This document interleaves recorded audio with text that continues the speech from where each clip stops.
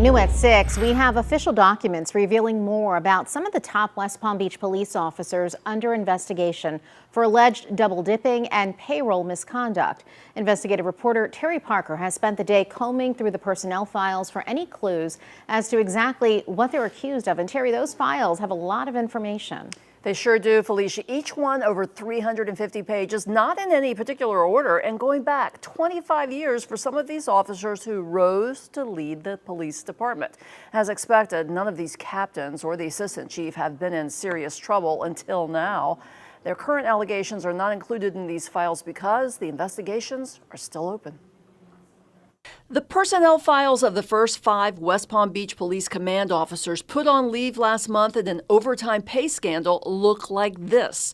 Every complaint or investigation in their many years with the department is listed in something called a concise history report, from use of force to citizen complaints to internal affairs investigations.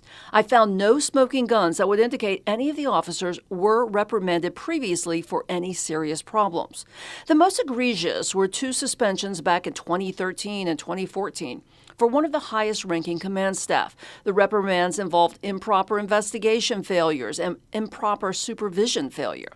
In 2005, one of the now captains was slapped with an 8-hour suspension, along with numerous other officers, for not revealing they were using steroids for bodybuilding reasons.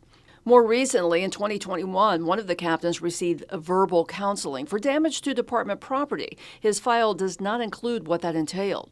As far as anything previewing problems with double dipping on overtime pay, I found one captain received a written reprimand in 2012 for violation of rules surrounding special events, extra duty details, and outside employment. The assistant chief, now on leave and who was responsible for overseeing the department's time cards, did take training in managing and editing time cards back in 2014. I couldn't find any more recent training.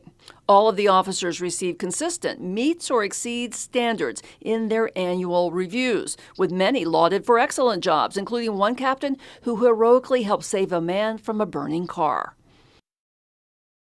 And I do know from my previous reporting that an overtime audit in 2020 found 77 officers who had overlapping hours between their on-duty work and outside overtime jobs. And some of these command staff were in that audit, which could indicate double dipping. What remains to be seen is if they will be found liable, criminally liable, or may even be fired by the mayor. The investigations continued. We'll keep you updated. Terry Parker, WPBF 25 News.